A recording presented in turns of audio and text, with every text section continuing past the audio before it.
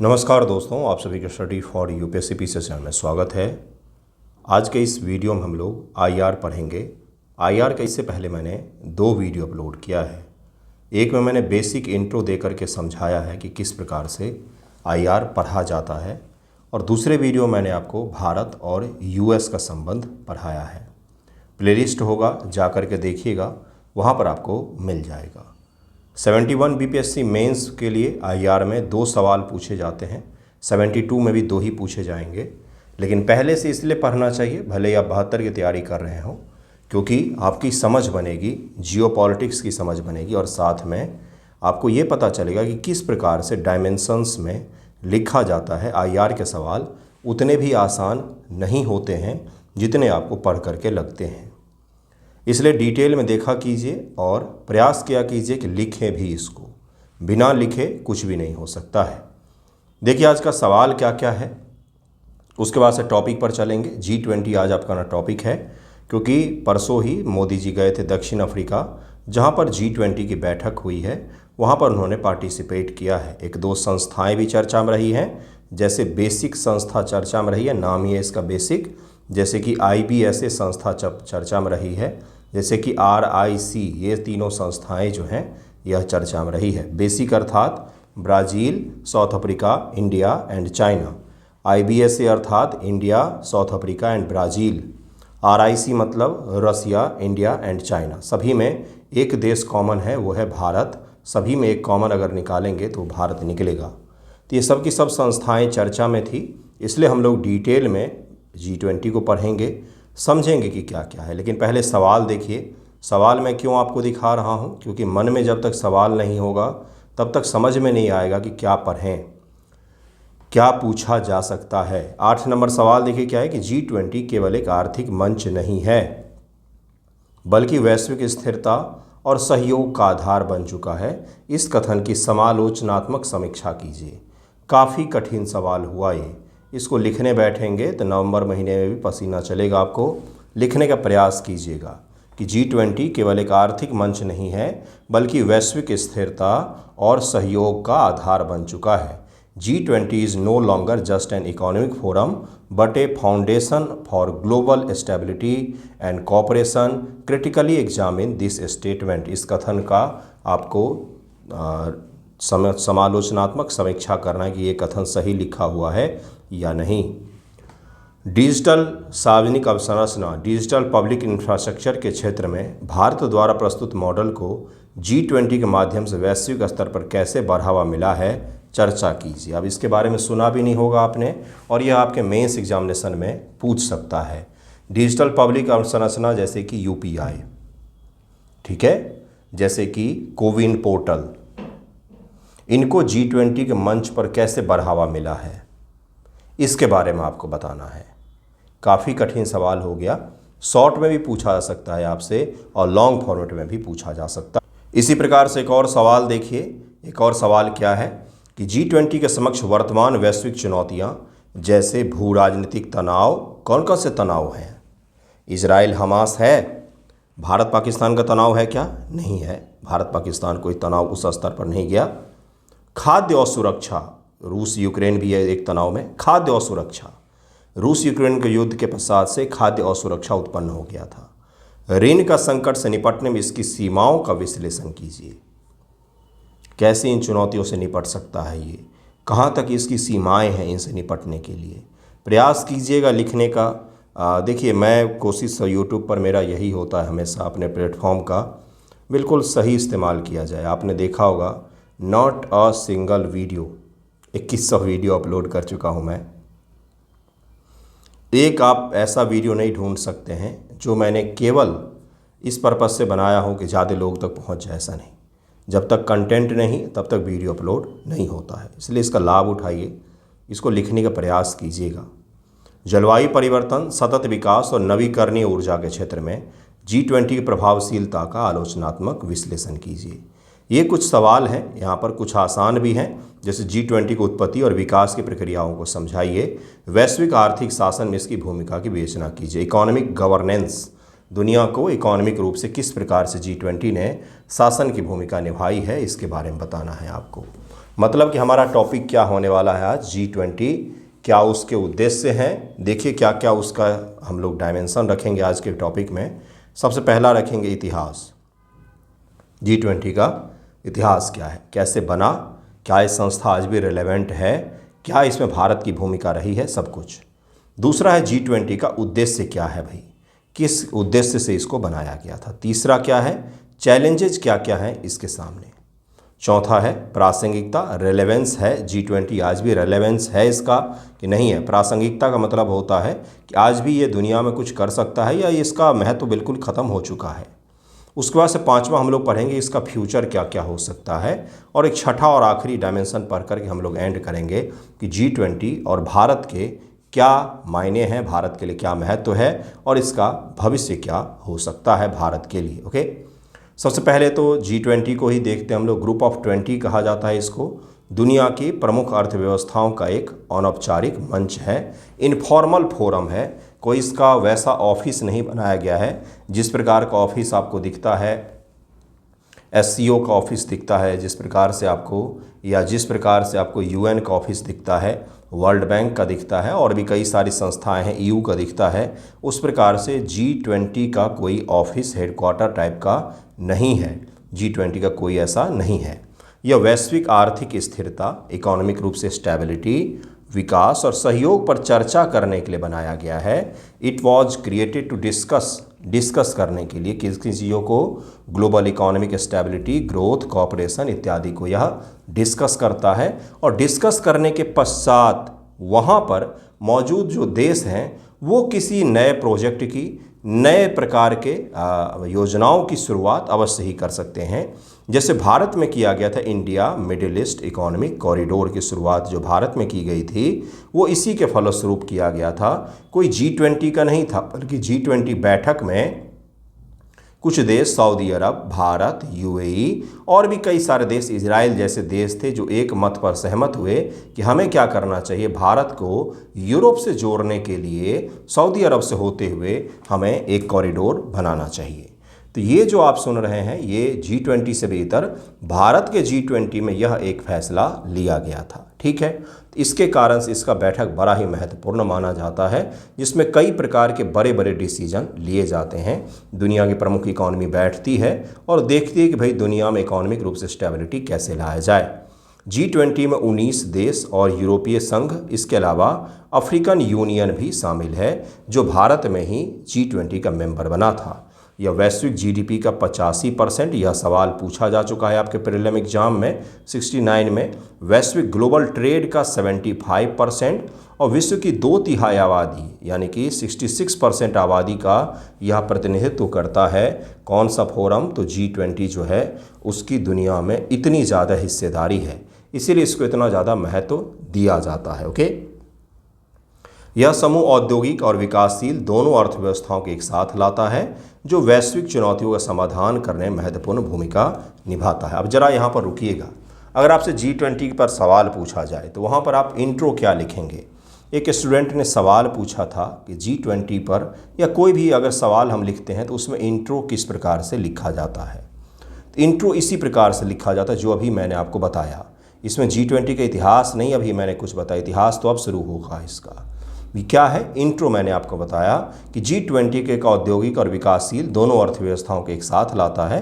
दुनिया की 85% इकॉनमी, 2/3 आबादी और 75% ट्रेड को G20 अपने आप में समायोजित करता है। इस प्रकार से छोटा सा आप इंट्रो बना सकते हैं। ये इंट्रो का हिस्सा जो है यह सवाल में भी आप उपयोग कीजिएगा जहाँ पर आंसर राइटिंग करते हैं आप। ओके, अब जरा इसका इतिहास देखते हैं। G20 का स्थापना 1999 में हुआ था। यह प्रीलियम फैक्ट भी हो गया बंधुओं। 1999 में जब एशियाई वित्तीय संकट 1997-98 ने वैश्विक अर्थव्यवस्था को हिला दिया।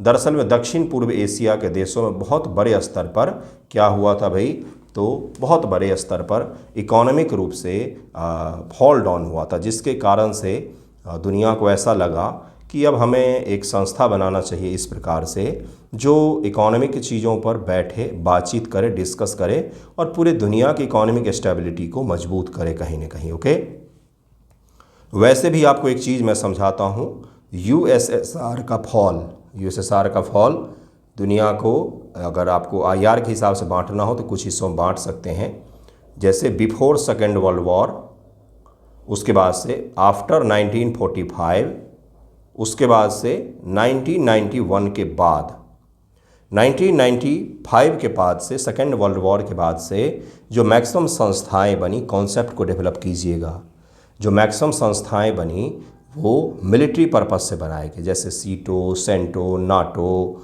वारसा पैक्ट आपने सुना होगा, आयरन रोम सिद्धांत सुना होगा इत्यादि, आयरन कर्टेन सुना होगा आपने इत्यादि। कई सारे शीत युद्ध के दौरान ऐसी संस्थाएं बनी, नाटो बनी, जो मिलिट्री उद्देश्यों से बनाई गई थी।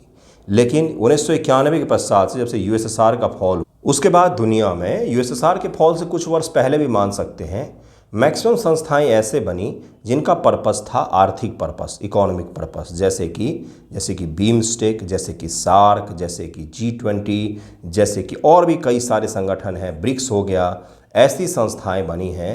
SCO हो गया, पहले विवाद बना था सीमा विवाद सुलझाने के लिए, लेकिन बाद में इकोनॉमिक तक इसका विस्तार हो गया। ऐसी संस्थाएं जो हैं वो बनी जो इकोनॉमिक रूप से कॉपरेशन को बढ़ावा देने का प्रयास कर रही थी। तो ये जरूर याद रखिएगा। इसका प्रमुख उद्देश्य अर्थव्यवस्थाओं को वित्तीय स्थिरता प्रदान करके एकजुट करना है, ये जरूर याद रखना है। शुरुआत में यह वित्त मंत्री केंद्रीय बैंक गवर्नरों की बैठक थी, लेकिन 2008 के वैश्विक संकट के दौरान इस नेताओं ने इसका स्तर और ऊंचा कर दिया और बाद में यह क्या हुआ कि भाई राष्ट्र के प्रमुख जो हैं वो भी इसमें हिस्सा लेने लग गए। तो G20 वित्त मंत्रियों की बैठक अलग होती है, G20 केंद्रीय बैंकों के गवर्नरों की बैठक अलग होती है, G20 व्यापार मंत्रियों की बैठक अलग होती है और G20 head of the state की बैठक अलग होती है, जिसमें प्रधानमंत्री जी भाग लेने गए थे। कनाडा के तत्काल प्रधानमंत्री और बाद वित्त मंत्री, बाद प्रधानमंत्री पॉल मार्टिन को इसके प्रमुख वास्तुकार माना जाता है। अगर यही सवाल आपसे पूछ ले तो कहाँ से आप लाएंगे फैक्ट, तो इसको ज़रूर याद रखिएगा। 2008 से G20 वैश्विक शिखर सम्मेलन समिट की शुरुआत की। यह राष्ट्रीय अध्यक्ष जो है वो वैश्विक मुद्दों पर बातचीत करते हैं और एक निष्कर्ष पर पहुंचने का प्रयास करते हैं। 2023 में भारत ने पहली बार अध्यक्षता संभाली, जबकि ब्राज़ील ने 2024 में और दक्षिण अफ्रीका ने 2025 में इसकी अध्यक्षता संभाली है। 2023 में अफ्रीकन यूनियन को अस्थायी सदस्यता दी गई, जो दक्षिण की आवाज़ को मजबूत करती है। अर्थात G20 फोरम में भी अब दो हिस्से बन रहे हैं, एक हिस्सा जो है वो है विकासशील देशों का और एक हिस्सा जो है वो है विकसित देशों का। अब तक G20 जैसे संगठनों में विकसित देशों का प्रभुत्व ज़्यादा हुआ करता था, लेकिन जैसे जैसे विकासशील देश और संगठन जैसे कि ब्रिक्स जो है यह आगे बढ़ रहे हैं, तो उसके फलस्वरूप क्या हुआ है कि भाई विकसित देश जो हैं वो कमज़ोर पड़ते दिखते हैं। जैसे इस बार के ही G20 में अमेरिका ने पार्टिसिपेट नहीं किया, वहीं पर ब्रिक्स के सभी बड़े देशों ने पार्टिसिपेट किया है। अब आते हैं, आपसे सवाल पूछा जाएगा कि G20 का उद्देश्य क्या है, भाई इसका क्या उद्देश्य है, किस उद्देश्य से इसको बनाया गया था और क्या यह अपने उद्देश्य को प्राप्त करने में सफल रहा है, ये भी सवाल पूछ सकता है आपसे। तो वैश्विक आर्थिक स्थिरता को बनाए रखना, जैसे वित्तीय संकट 2008 में आया, क्या ये उसको रोक पाया? नहीं रोक पाया था। ठीक है भाई, नहीं रोक पाया, उसमें नई नई संगठन थी। क्या अमेरिका ने जैसे अभी पूरे दुनिया के देशों पर टैरिफ लगाया, क्या उसको रोक पाया है? ये नहीं रोक पाया। जैसे चीन और अमेरिका के बीच में ट्रेड युद्ध हो रहे हैं, क्या उसको ये रोक पाया है? नहीं रोक पाया है। तो वैश्विक आर्थिक स्थिरता बनाए रखने के इस संगठन को बनाया गया है, लेकिन बड़े बड़े उदाहरणों से स्पष्ट होता है कि ये उतना प्रभावी ढंग से उन पर काम नहीं कर पाया है। आर्थिक विकास को तेज और संतुलित करना, तो ये इसका दूसरा उद्देश्य है, इसको भी याद रखेंगे। तीसरा उद्देश्य जो है इसका वो है वैश्विक वित्तीय स्थिर व्यवस्था को मजबूत करना, जैसे क्रिप्टो जैसी चीज़ों को नियंत्रित करना, दुनिया के इकोनॉमी को रूल बेस्ड इकोनॉमी बनाना, जिसमें किसी की मनमानी ना चले, किसी का मोनोपोली ना हो, कोई छोटे देशों को बड़े देश जो हैं वो प्रताड़ित ना करें और विकसित देश जो हैं विकासशील देशों को टैरिफ इत्यादि के माध्यम से प्रताड़ित ना करें। तो इसके कारण से वैश्विक वित्तीय व्यवस्था को, ग्लोबल फाइनेंशियल सिस्टम को strengthen the global financial system इसको कहा जाता है, ये भी याद रखिएगा। जैसे कि बैंकिंग नियमों को सख्त करना, टैक्स चोरी को रोकना, काले धन पर लगाम लगाना, काले धन पर, और क्रिप्टो करेंसी को नियंत्रित करना, ये सब के सब G20 का उद्देश्य में से एक है। बड़ी वैश्विक समस्याओं को समन्वित समाधान करना, क्या बोला जा रहा है भाई? Coordinate resolution of major global problems, जैसे कि कौन कौन सा, तो जलवायु परिवर्तन, जैसे कि कोविड महामारी, आतंकवादियों की फंडिंग को रोकना, गरीबी और भूखमरी को ख़त्म करना, जो बड़े स्तर के ग्लोबल क्या हैं तो चैलेंजेज हैं उनको एड्रेस करना भी इसका एक उद्देश्य रखा गया है, जिसके कारण से जलवायु परिवर्तन भी ऑटोमेटिक इसके उद्देश्यों में शामिल हो जाता है। आपको समझ में आ रहा है कि हम क्या पढ़ रहे हैं, क्यों पढ़ रहे हैं, ये समझ में आ रहा है। क्या इसका उपयोग है? इसका उपयोग है तब जब आपको पूछा जाएगा लिखने के लिए, अन्यथा यह कोई प्रीलिम में नहीं पूछा जाएगा। आपसे मेंस एग्जामिनेशन में ये चीज़ पूछा जाएगा। प्रीलिम में छोटे छोटे फैक्ट पूछे जा सकते हैं, कहाँ बैठक हुआ, कब हुआ, किसको वास्तुकार माना जाता है, कब शुरुआत हुई, कब इसमें पहली बार राष्ट्राध्यक्षों की बैठक हुई, ये सब कुछ पूछा जा सकता है आपसे। बाकी इंटरव्यू में पूछेगा, 70 इंटरव्यू में पूछेगा क्योंकि अभी अभी बैठक हुई है, और मेंस एग्जामिनेशन 71 मेंस में 72 मेंस में आपसे यह पूछ सकता है। विकासशील देश और वैश्विक दक्षिण की आवाज़ को जगह देना, जिसके तहत में इसने ब्रिक्स के संगठन के सभी सदस्यों को अपने यहाँ पर जगह दिया हुआ है। इसके साथ में ही इसने EU के अलावा, EU तो विकसित देशों का हो गया, अफ्रीकन यूनियन AU को जगह दिया हुआ है। जो अफ्रीकन यूनियन, जो अफ्रीका के देशों का एक यूनियन है, वो इसका मेंबर है। तो इसका मतलब ये नहीं हुआ कि अफ्रीकन यूनियन के सारे देश इंडिविजुअल तौर पर इसके मेंबर हो गए, नहीं। अफ्रीकन यूनियन के सारे देश इंडिविजुअल तौर पर इसके मेंबर नहीं हुए, बल्कि कलेक्टिव रूप से अफ्रीकन यूनियन जो है वो G20 का मेंबर हुआ। संक्षेप में G20 के एक लाइन उद्देश्य दुनिया की सबसे बड़ी अर्थव्यवस्थाएं मिलकर के वैश्विक आर्थिक स्थिरता, समावेशी विकास, इंक्लूसिव डेवलपमेंट और बड़े चैलेंजेस का समाधान करने के लिए इसको बनाया गया है। अब आपको इसका उद्देश्य पता चल गया। अब आते हैं नेक्स्ट डायमेंशन पर। आपको पहले ही मैंने डायमेंशन बताया कि कौन कौन सा हम लोग पढ़ने वाले हैं, ये चीज़ क्लियर रखिएगा और इसी में से आपसे सवाल पूछा जाएगा, ठीक है। अब अगला कौन सा है, रेलेवेंस क्या है, प्रासंगिकता क्या है इसकी। G20 की प्रासंगिकता इसकी व्यापक प्रतिनिधि क्षमता में निहित है और इसी के कारण से इसकी बैठक अभी भी हर साल होती, क्योंकि यह प्रासंगिक माना जाता है। क्यों प्रासंगिक माना जाता है? दुनिया के कई सारे चीज़ों पर बड़े बड़े फैसले इसने किए हैं। यह दुनिया की आर्थिक शक्ति का सटीक प्रतिबिंब है। जैसे विकसित देश अमेरिका, जर्मनी, विकासशील भारत, इंडोनेशिया देश साथ में बैठ करके फैसला लेते हैं। IMC Indian middle east economic corridor जैसे जो बड़े प्रोजेक्ट हैं उनका ऐलान यहीं पर हुआ। जलवायु परिवर्तन के लिए भी होता है। इसके साथ साथ दिल्ली डिक्लेरेशन में कई सारी चीज़ों पर बातचीत की गई थी। इकोनॉमिक इंक्लूजन, उसके अलावा टेक्नोलॉजिकल इंक्लूजन की भी बात की गई थी। 2008 के संकट G20 ने वित्तीय बाजारों को स्थिर करने के लिए समन्वित कार्रवाई की, जिसके कारण से 2008 का वैश्विक संकट में कहीं न कहीं देशों को मदद मिला था। आज यह जलवायु परिवर्तन, असमानता, डिजिटल अर्थव्यवस्था के वैश्विक स्वास्थ्य पर फोकस करता है। उदाहरण स्वरूप 2015 के पेरिस समझौतों को मजबूत करने में G20 ने महत्वपूर्ण भूमिका निभाई है। तो ये इसका रेलेवेंस को मजबूत करता है कहीं न कहीं। यह बहुपक्षीय सहयोग का प्रमुख मंच है, जहाँ पर दुनिया के हर हिस्से से हर प्रकार के देश जो हैं वो पार्टिसिपेट करते हैं। जो दुनिया की बड़ी 20 इकॉनमी है वो पार्टिसिपेट करते हैं, उसके अलावा संगठन भी पार्टिसिपेट करते हैं। भू राजनीतिक चुनाव, जैसे यूक्रेन और युद्ध का है भाई तनाव, उसके अलावा इजराइल और हमास का जो तनाव है, इन सभी तनाव पर भी ये अपने द्वारा प्रेशर बना करके उनको सॉल्व करने का, उनको कम करने का प्रयास करता है।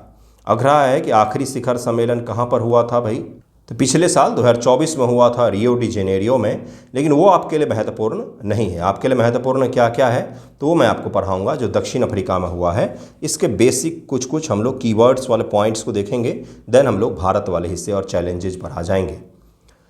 दक्षिण अफ्रीका के लिए G20 क्यों इतना महत्वपूर्ण है? दक्षिण अफ्रीका अफ्रीका महाद्वीप का सबसे बड़ी अर्थव्यवस्था है। दक्षिण अफ्रीका G20 दक्षिण अफ्रीका को अफ्रीका का चैंपियन बनाने का प्लेटफॉर्म बन सकता है, जिसमें वो संपूर्ण अफ्रीका की, और अफ्रीकन यूनियन भी अब इसका मेंबर है, तो वह अपनी आवाज़ दुनिया के विकसित देशों तक पहुँचा सकते हैं। वैश्विक दक्षिण के लिए संघर्ष, जैसे जलवायु परिवर्तन, कर्ज माफ़ी, साफ ऊर्जा और असमानता के मुद्दे G20 में ही सुलझ सकते हैं। उसके अलावा अफ्रीका के कई सारे इलाके, जैसे सूडान का इलाका है, जैसे मध्य अफ्रीका का भी इलाका है, जहाँ पर कई सारे गृह युद्ध चल रहे हैं, तानाशाही प्रकार की सरकारों का उदय हो रहा है। उसके अलावा वहाँ पर आंतरिक कलह और आंतरिक परिस्थितियों के कारण से बहुत बड़े स्तर पर लोगों का जीवन जो है वो डे बाय डे मर रहे हैं। देखा होगा आपने, सूडान का एक वीडियो वायरल हुआ था, बहुत ही पूरे गाँव को उन्होंने ख़त्म कर दिया था। तो इस प्रकार के युद्ध को, गृह युद्ध को रोकने में भी इसकी महत्वपूर्ण भूमिका हो सकती है। दक्षिण अफ्रीका ने G20 को क्या क्या दिया है, तो मतलब दक्षिण अफ्रीका में G20 हुआ, उसका क्या निकला है मुख्य रूप से। तो जोहानसबर्ग समिट अफ्रीकी महाद्वीप पर पहला G20 समिट था। पहला तो यही है। थीम रखा गया था सॉलिडारिटी, इक्वालिटी एंड सस्टेनेबिलिटी, एकजुटता, समानता और सततता रखी गई थी थीम। उसके अलावा लीडर्स डिक्लेरेशन का कमाल इसमें देखा गया कि पहली बार अमेरिका के राष्ट्रपति जी यहाँ पर नहीं आए, उन्होंने इसका बहिष्कार किया, बाइकआउट किया एक तरीके से। उसके पश्चात भी बिल्कुल सक्सेसफुल तरीके से यह आयोजित हुआ है। अमेरिकी राष्ट्रपति डोनाल्ड ट्रंप के बहिष्कार के बावजूद पूर्ण सहमति वाला संयुक्त घोषणा पत्र जारी किया गया, जिस पर G20 के हर मेंबर सहमत थे। उस घोषणा पत्र को जारी किया गया। यह G20 की बहुत बड़ी सफलता मानी जाती है। यह समिट मल्टीलैटरलिज्म की जीत है, मतलब बहुपक्षवाद की जीत है कि दुनिया अमेरिका के ही सहारों से नहीं चलती है। ये बहुत ही बड़ा और क्लियर मैसेज दिया गया है। माना जा रहा है कि इसमें ब्रिक्स के मेंबर ने बहुत ज़्यादा मदद की है दक्षिण अफ्रीका की, कि आप पूरा का पूरा सभी सदस्यों का सहमति से एक यहाँ पर डिक्लेरेशन जारी करें, जिसको जोहानसबर्ग डिक्लेरेशन कहा जा रहा है। और यह अमेरिका के बिना ही सबकी सहमति से G20 के द्वारा यह डिक्लेरेशन जारी किया गया है, जो इस चीज़ को दिखाता है कि मोनोपोली नहीं चल सकती है, जो ये दिखाता है कि दुनिया एक ध्रुवीय नहीं है, दुनिया मल्टीपोलर है। आज इस समय 2 बैठकें ऐसे हुई हैं जिसमें G20 और COP30 जो ब्राज़ील में हुआ है, दोनों जगह अमेरिका ने उपस्थिति नहीं थी, लेकिन दोनों जगह को सक्सेसफुल समिट माना जा रहा है, जो अमेरिका को एक प्रकार का जवाब है कि आपके बिना भी दुनिया चल सकती है। तो ये भी याद रखिएगा। अब जरा हम लोग देखेंगे कि G20 के समक्ष क्या क्या चैलेंजेज हैं, फिर भारत को लेकर के क्या है इसके, उसको भी देखेंगे। देखिए क्या है चैलेंजेज, क्या है भू राजनीतिक तनाव जो है, जियो पॉलिटिकल टेंशन कौन कौन से हैं भाई। तो एक यूक्रेन का युद्ध चल रहा है, यूक्रेन और रूस का, जिसको G20 चाहते हुए भी नहीं रोक पा रहा है, जबकि इतने सारे देश इसके मेंबर हैं। अमेरिका और चीन का व्यापार युद्ध जो चल रहा है उसको भी नहीं रोक पाया। इसके अलावा इजराइल हमास का जो युद्ध है उसको भी नहीं रोक पाया। अब यहाँ पर रुकिएगा, समझिएगा, इतना सारा जो मैं आपको पढ़ा रहा हूँ कैसे याद रहेगा, नहीं याद रहता है किसी को भी इतना। मैं आज पढ़ा रहा हूँ, मैं परसों तक भूल जाऊँगा। मैं इस पर आंसर राइटिंग करने बैठूँ तो हो सकता है मैं 2-4 पॉइंट भूल जाऊँ। तो कैसे इसको याद रखते हैं? पहला चीज़ ये होता है, समझ बनाइए, अपने दिमाग में पॉइंट सोचिए बैठ करके कि G20 नामक एक संगठन है, उसके समक्ष क्या क्या चुनौतियाँ हैं दुनिया में। तब आपको एग्ज़ाम में ज़्यादा समय नहीं लगेगा। ये बहुत ज़रूरी हिस्सा होता है। एग्ज़ाम में उन्हीं सवालों में समय लगता है जिनमें आप सोचने में समय जाया करते हैं, नहीं तो समय नहीं लगता है। ये हर उस बच्चे को पता होगा जिन्होंने मेंस दिया होगा या जो मेंस के लिए प्रैक्टिस कर रहे हैं। दूसरा क्या है, कार्यान्वयन की कमी, मतलब कि लैक ऑफ इम्प्लीमेंटेशन। बातें तो बड़ी बड़ी कर ली कि इस बार तो बिल्कुल फोड़ देंगे, 72 BPSC के लिए 1 साल पढ़ेंगे, 71 BPSC मेंस के लिए तो झंडा गाड़ के आ जाएंगे, लेकिन सोचते ही रह गए और मेंस एग्जामिनेशन आ गया, प्रीलिम एग्ज़ाम आ गया। उसी प्रकार से G20 का भी है, बातें तो बड़ी बड़ी करते हैं लेकिन कुछ खास दिख नहीं पाता इनके काम। देखिए क्या है, निर्णयों का पालन न होना, जैसे सतत विकास लक्ष्यों पर प्रगति धीमी, जैसे कि India middle east economic corridor जो था, इंडिया यूरोप, मिडिल ईस्ट बार बार बोल रहा हूँ क्या, India middle east Europe economic corridor इसको कहा जाता है ना, यूरोप तक ये जा रहा था। इस पर हमने बात तो की 2023 में, लेकिन इजराइल और हमास का युद्ध है भाई चल रहा। अब उसके कारण से पूरा हो ही नहीं सकता जब तक वो युद्ध ना बंद हो, क्योंकि इजराइल से होकर के इसको गुजरना है। तो ये क्या है, तो ये एक बड़ा चैलेंज है कि भाई बातचीत तो कर ली हमने, लेकिन यहाँ के हम इसको इम्प्लीमेंट नहीं कर पा रहे हैं। और समावेशी माना जाता है, एक्सक्लूसिविटी माना जाता है, मतलब कि भाई सभी को साथ में लेकर के नहीं चलते हैं। आर्थिक असमानता, इसके सदस्यों में बहुत ज़्यादा आर्थिक असमानता है।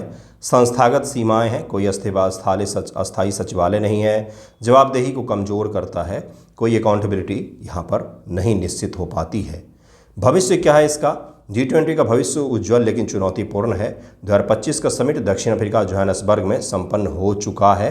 अफ्रीका महाद्वीप में पहला समिट हो चुका है। उसके बाद से अगले साल देखिए कहाँ पर समिट होता है। उसके साथ ये भी है कि भविष्य तभी इसका सफल होगा जब ये इन चैलेंजेज को एड्रेस करेगा, जैसे अमेरिका और चीन का गृह युद्ध, अमेरिका के द्वारा टैरिफ वॉर छेड़ना, उसके साथ साथ रूस यूक्रेन के वॉर को रोकना, इजराइल हमास के वॉर को रोकना।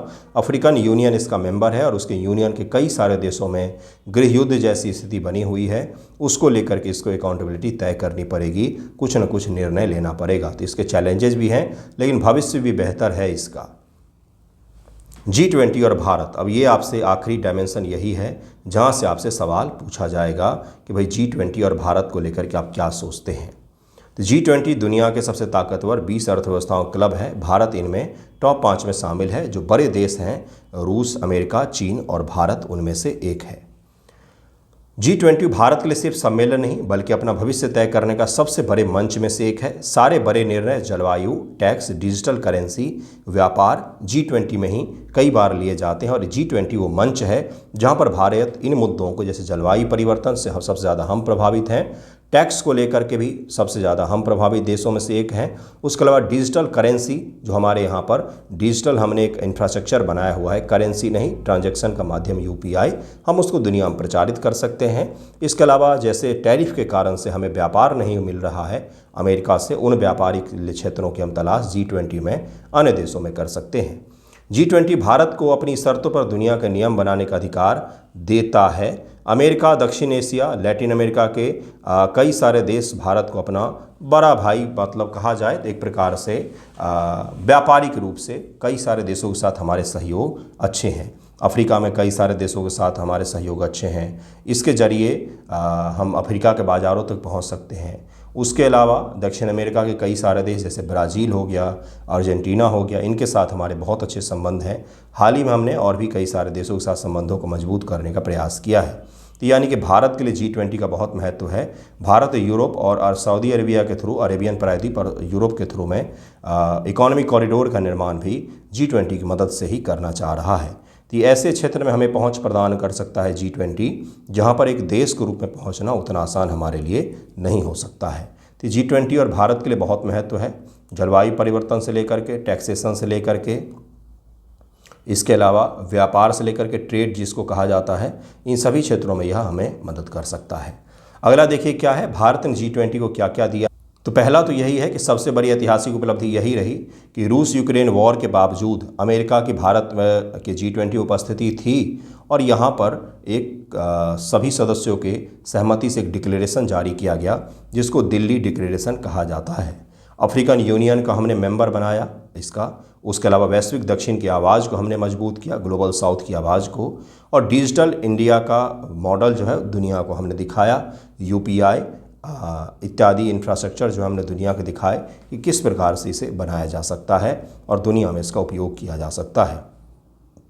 महिला सशक्तिकरण को अस्थायी एजेंडा बनाया। वुमेन लेड डेवलपमेंट G20 का परमानेंट टॉपिक बनवाया गया है, जिसमें अब हर साल G20 की बैठक में वुमेन और इत्यादि चीज़ों पर भी चर्चा की जाती है। तो पूरा जितने भी डायमेंशन थे उन सभी को मैंने आपको पढ़ाया है। ऊपर आएंगे एक बार और इसको सही से रिवाइज करेंगे। सबसे पहले मैंने आपको इतिहास बनाया कि कब इसकी स्थापना हुई, किसको इसका वास्तुकार माना जाता है। फिर G20 का उद्देश्य पढ़ा है हमने।